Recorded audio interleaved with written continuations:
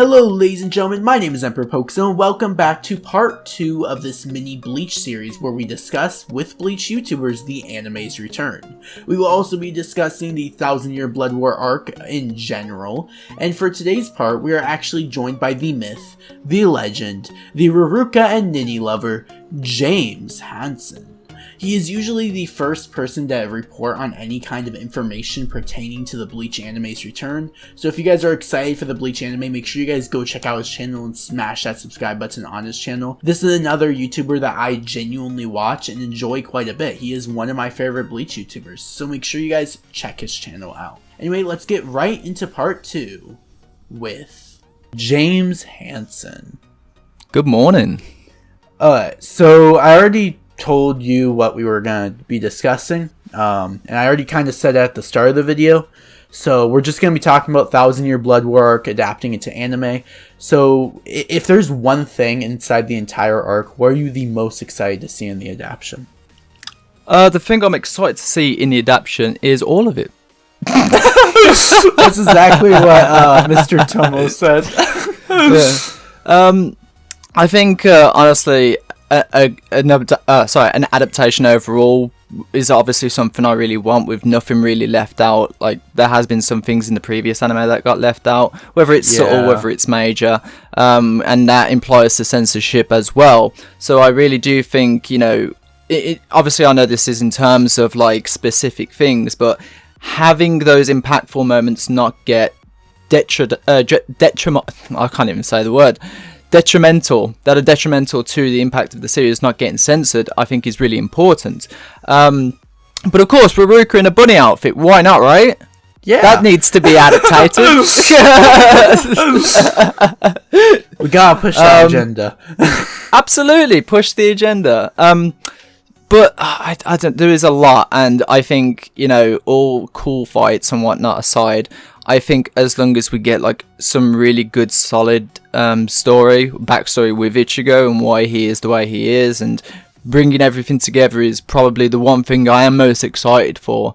And I mean, of course, like Byakuya getting his ribcage blown out, that's also awesome too. And I think Ichigo versus Koge, because it will be one of the first fights in the Bleach series that I think people are going to be like, whoa, this is going to hopefully be the anime of, you know, the year or the year after. Because if that's animated really well, then we can come to expect what other fights will be like too. So yeah, for me the deal breaker is probably the Yamamoto versus Yubak fight.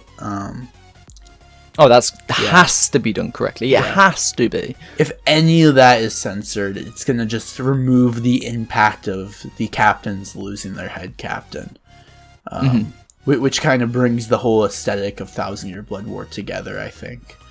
Do you think it's going to be done how with the lack of censorship or with added content? Because I have seen your video where you talked about a whole 5 new years of potential content in the anime series. How do you think that's actually going to roll in the adaptation? Well, as far as we know, is obviously it's got a great time slot, which is fantastic, as if all is well. And again, with the added content, Kubo, I know, has been in a lot of meetings, so I'm very excited to know where that's going to go. And I know that he has written a lot of stuff that he didn't get to put in the manga.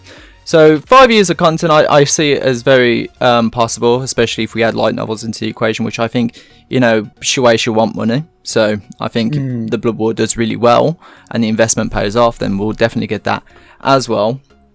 Yeah. But how do I think we're going to get a proper adaptation, and I think that's the most exciting thing about it, is that, like, how long does the typical anime production take? Well, we have things like Dragon Ball Super, which took 2 months into production. I don't know about pre-production, but 2 months of production. We saw episode 5. It was a bit dodgy, but it later got better as it went on. That's obviously an exception to the rule. And then we got stuff like One Punch Man, which didn't have long in production. Attack on Titan, which had about 7 months. And we already had the production announcement. What was it, this time last year? So we've definitely got over a year of production, which to me is a really good sign, because that means a lot of that goes to show that there's a lot of time and effort going into this. Yeah. So I think it's a pretty big deal. Especially looking at like Burn the Witch and how nice that looked. Like that just gave me the excitement and hope that if they invested that kind of budget into Burn the Witch to look that nice with that cool art style, then I can only imagine how much they're investing inside the Bleach anime returning, because that's a guaranteed success. I mean, so how are you feeling about it? What's your like worries about it? Do you think, or what are you most excited for? I have to say, probably the thing I worry about the most on the adaptation is that it doesn't get adapted well. I don't think it. I think it will, most likely, but there's still that chance of, even though multiple studios have been confirmed working on, Bleach, Thousand Year Blood War, I still have the concern of, look at Berserk 2016. It's an extreme example, but multiple studios worked on Berserk 2016. We don't talk about that. That never happened. It never happened. Right? Yeah, the Zora moment. Nothing happened. Yeah, it never happened. No. But yeah, we don't acknowledge it. I think that's my biggest concern with it, that it ends up not being a good adaptation. But I think for the most part, it likely will be a good adaptation. But yeah, like I said, I think the turning point for Thousand Year Blood War is when Yamamoto dies. I'm only imagining what's going to be trending on Twitter when that gets adapted into the anime. We talk about like a social impact, especially on social media. I think if I can go back in time and how it was when Bleach chapters were dropping, and it literally was fight after fight after fight after fight, and there was memes around on the Reddits, not so much Twitter because Twitter wasn't as big then, but the Reddits, that there was so many reactions every single week. Even if it was bad, there was a reaction. So in terms of like Bleach trending, it's something that I feel is going to be a common occurrence, even if it's bad or good. And with that being said, I think what the Yamamoto fight brings to us is a sense of like, because he is the head captain, it's such a big deal. I think what they need to pinpoint even harder is the aftermath of it too. That means Ichigo coming in, how he reacts to Byakuya saying, it's up to you to protect the Soul Society, because that's a big moment too. 100%. Ichigo going berserk, and then even when Ichigo fails, and even when all that fails, just the I guess the discouragement from all the captains, that somberness of the aftermath, I feel really needs to hit home to really solidify Yamamoto's death, because he can die, oh god, spoiler, but yeah, like he can die, but it means nothing if there's not an aftermath. So it's part and parcel of, not only is the fight cool, but we need an impact to why it's also cool. I think that's what makes it one of my favorite chapter arcs in Thousand Year Blood War, was because the aftermath of the fight. It truly shows the threat of the foe that they are facing, because when it came to the whole Aizen arc, the Arankar saga, none of the captains other than Kaname and Gin die. So although there was that threat, Aizen destroying all the captains like that, there was no death involved. Then you take Thousand Year Blood War, and within the first 30 chapters, you have Yamamoto, what was considered the strongest Shinigami at that time, dead. Out of nowhere. And I think that's the aftermath of that. Shunsui kind of realizing we have to move forward no matter what, even though you can tell he's depressed. I think that's my banner on Twitter, because that's one of my favorite moments, because Shunsui is one of my favorite characters, is when Shunsui is just depressed as he looks and realizes my old man's dead. There's a lot of consequence within Bleach, and I feel like it's the aftermath for those which is going to make it more impactful, such as like you'll have at first the shock and horror of Izuru getting his arm blown off, right? That's the shock, like, that's the whoa, this is cool, right? And then you have Shunsui, another great character that loses his eye, and you're like, whoa, is he going to get it healed? Because this is Bleach, this is shown, and he'll probably get it healed. For anyone that hasn't read the manga, that's probably going to be their first impression, but still, it's a shock horror. Yeah. But then, Yamamoto gets serious. It's personal for him, He literally one-shots, I think, the Overkill, with literally one blast of his Zanpakuto, he's pissed, he's angry, right? So it's like, whoa, this is Yamamoto going absolutely mental. This is the first time we don't see him calm and collective. So then his, I guess, ignorance causing his death.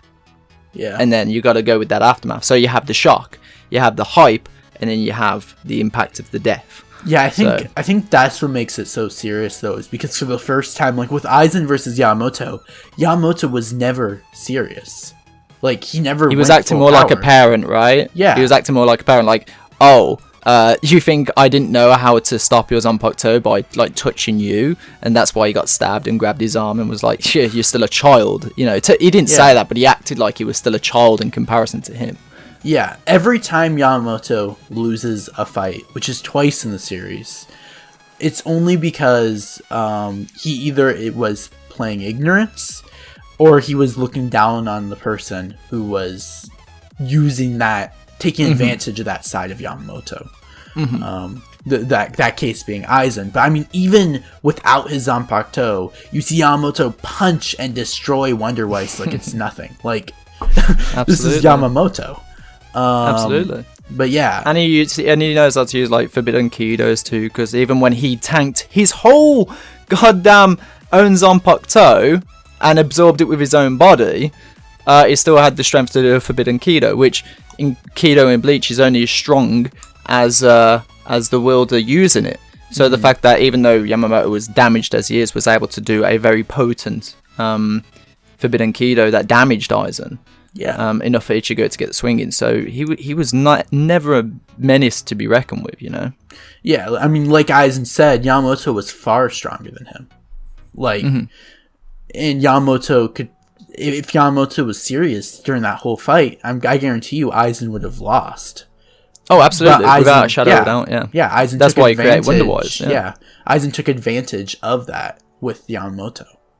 And then he had to tank his abilities. If you look through the series, Aizen never defeated Yamamoto using his own strength. Aizen defeated Yamamoto using Yamamoto's strength. Absolutely. But yeah, and we see that carried out for the first time. Yamamoto's pissed, and he realizes what's going on, and that all his captains are losing their fight. And I think it's Shunsui who is the first to realize, oh, he's going crazy. He's going all out. It's either Shunsui or Unohana. I can't remember which one recognizes it. So, well, it was a bit of both. I think it was when Unohana noticed that one of the vases, all the water from the plants had almost evaporated, and she was like, it's about to get serious. And you can tell from the captain side of things that this is why the anime needs to really dramatize this bit, because it goes to show that the captains, while they are scared of what's kicking off in the Soul Society, they're even scareder of what Yamamoto's potential can do, and if he doesn't finish this quickly, it's going to end the Soul Society. So it's like there's worry on both sides of the spectrum here. So yeah, if there's one moment in particular that's like the moment you want to see the most on screen, that you're like holding your breath to see, which moment would it be? That's such a tough one, dude. It really is. I mean, Bambietta versus Kumamura is a banger, because I know that that's probably going to make me feel a little bit.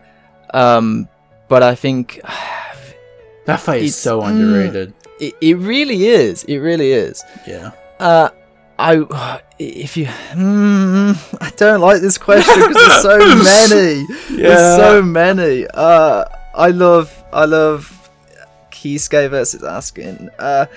I think I would probably have to go with that last fight, because I know it's going to be done better. Ichigo versus Yuach, Aizen, Renji tag team, you know. It's going to be so fascinating to see how the anime does it and what they will do to add on to it. And I think I'm probably the most anticipating that.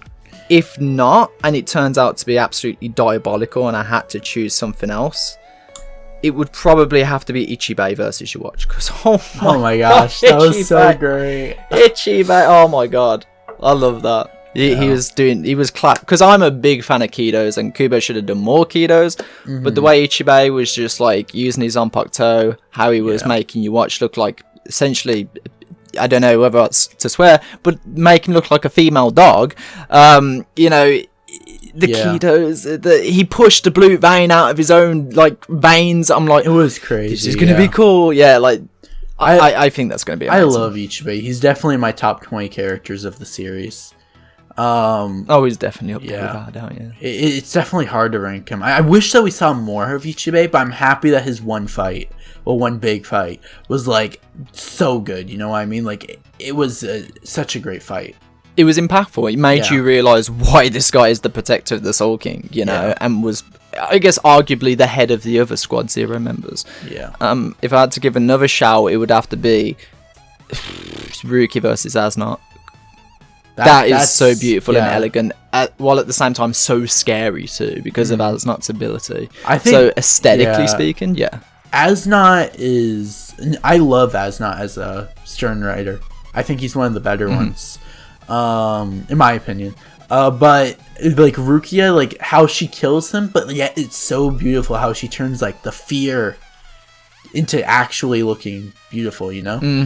And then there's I'd probably be shot if I didn't say this, Kenpachi versus Gremmy, because I know that whoever animates this fight is gonna make it look so aesthetically pleasing.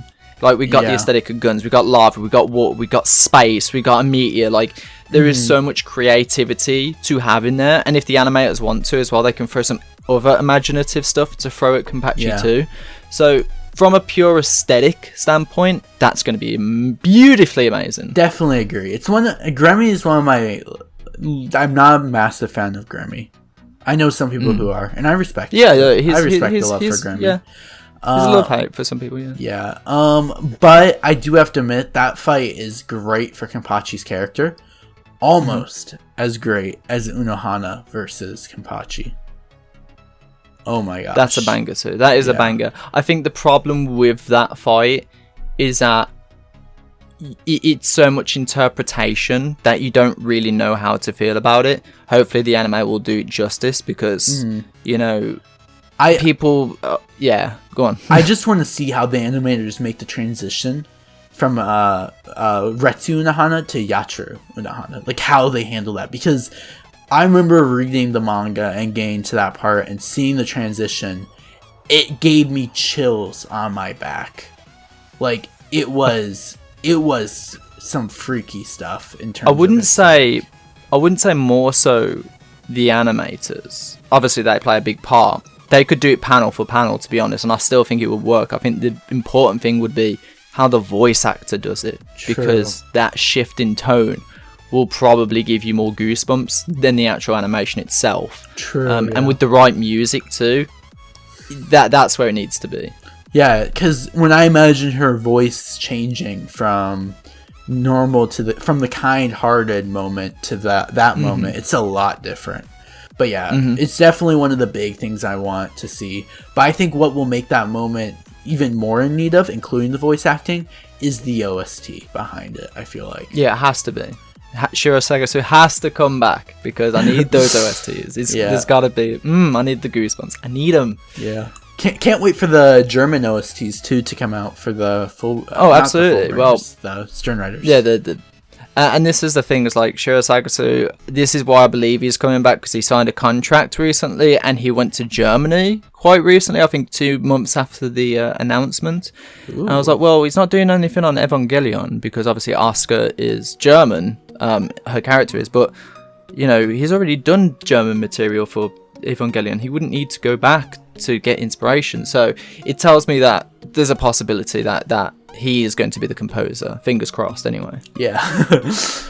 Unironically, because I want Toshiro to get some redemption. So I think his fight with Zombie Toshiro is going to be really exciting, because this is Toshiro where he's got no emotions, right? Because he's zombified. So we get to see the true potential of like a killer instinct Toshiro, and how Mayuri uses that against Toshiro, and how he basically messes with his mind.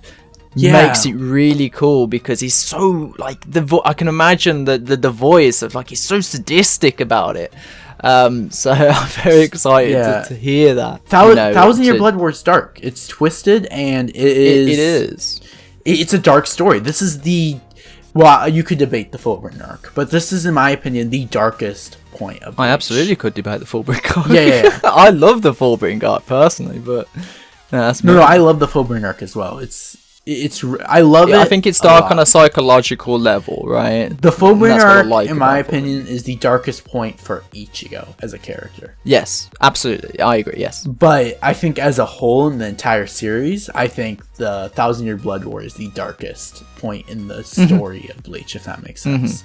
Absolutely. Yeah. Because I love how Ginjo and Tsukishima played with Ichigo's mind. See, that's what he needed. This is the issue with talking about Bleach. You have one topic and then you bring up just one other arc and you go on a tangent. Yeah. I've been so tempted not to delve deep into that. Like, actually, if we like this and it has to coincide with this, and if it could like Ichigo's his past, like, you know, like I want to talk about that, but then I'll go into a whole spiral about his development. And no, let's stick on topic. So. Yeah, Bleach is unique context for it, and I think those that are old fans are really going to appreciate the anime more than new fans, because they're going to go into it like I'm quite envious, because I'd love to just go into it not knowing anything about the Blood War and then watching it and being like, these fights are cool, and that's what it's going to be like for a really long time. Is people are going to be like, these fights are cool, until they have a second watch through, and then they'll be like, oh, this has a deeper meaning. So I was... which is fine. I was very anime only when it came to Bleach for the longest time. Like, I kept on putting off reading the manga because I knew the story continued. But every day, because I didn't know, like, news assistant stuff like that, every day I would check back on those One Piece sites and see if a new episode of Bleach has come out. And it hadn't. Every single day for like months and months. Was it bleachget.com or something like that? Like, no, I'm not saying Bleach. I'm talking about like a whole anime One Piece site. Yeah. That's what I mean. Like back in the day, there was like there was Naruto Get, there was Bleach Get, and then One Piece Get, and then that's how most people watched it illegally back in the day. I was referring to Anime Kiss. Oh right, sorry, yes, that site, huh? Yeah, the site that no longer exists, but well, I think I can say it out loud now that it doesn't exist, but Kiss Anime. I remember just refreshing the Bleach page almost every day, seeing if a new episode came out. This was a while back, but it never did. Never ever a new episode came out, and I didn't know Bleach numbers at that time, so I would always click on the latest episode, and it was always just the Ginjo fight with Ichigo. So I was always like, oh, dang it. The pain. Yeah, the pain. And then I learned the news, and it continued in the manga. Picked up the manga about last year, but I finished it in like a week. Yeah, I bet you that was fun. It was. I'm jealous. I mean, I read it weekly, so I was like, I had to fucking wait every. I couldn't imagine every week. Especially like some of the moments, like Yamamoto's Bankai, like we mentioned, or like the Unohana versus Kenpachi. Oh, it was it's so painful. One of the moments that I'm the most excited for is Ichigo's Ishin's backstory. Yeah, why did I say turn back the pendulum? Memories in the Rain. Yeah. That kind of flows in with Ichigo's backstory. So like that as a whole, that whole arc. Yeah, and I hope it's seen as its own arc. To be honest with you, like a new open, new ending. I want it to be its own little thing, like Turn Back the Pendulum was. So to kind of wrap this up, because we've been going for 35 minutes, which I didn't even realize until I looked down. To kind of turn this back, 1,000-Year Blood War as an arc, what would you rate the manga for the arc? The manga. To give it a plain answer, I think it's a fantastic arc in every aspect of the imagination. If you want me to be objective about it, in that sense, though, I would say it's half and half because of the context of Kubo and about his illness and why it ended as short as it did. But because we have that context, we can kind of justify that the anime will do better. Yeah. So if I take that context into consideration, I think it's a fantastic arc.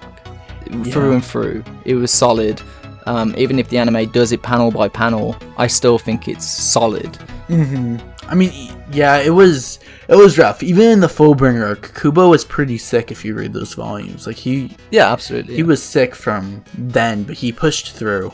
I think Thousand Year Blood War, from a more writing standpoint, the first half of Thousand Year Blood War, I would give a 9.5 out of 10. It banged. Yeah. It banged so hard, bro. Yeah. Like, I think that's Kubo's peak in writing, was the first half of Thousand Year Blood War. And then he said in an interview, he said, "Oh, I'm gonna take. I think it was 5 or 7 weeks. He's like, I'm gonna take some time off to draw the final battle." Mm-hmm. And the final battle that we got was, short-lived. So that goes to tell me he didn't use all of his notes, or didn't get the chance to because of his illness. But even so, with the Blood War arc, is that even some things weren't explained, like the arrow, the Quincy arrow, for example. There is enough information for you to kind of make theories about it and make up your own conclusion about it.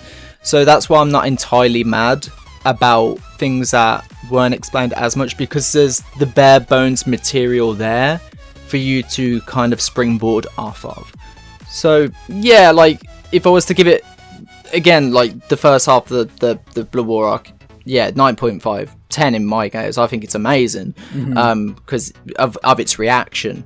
The latter half, I'd say a solid 7. Solid 7.5. That's fair. I probably would give the latter half an 8 or an 8.5, just because I think, although it drops in the late part of the second half, I still think it keeps up the hype, the quality, the character arcs, especially with Mayuri.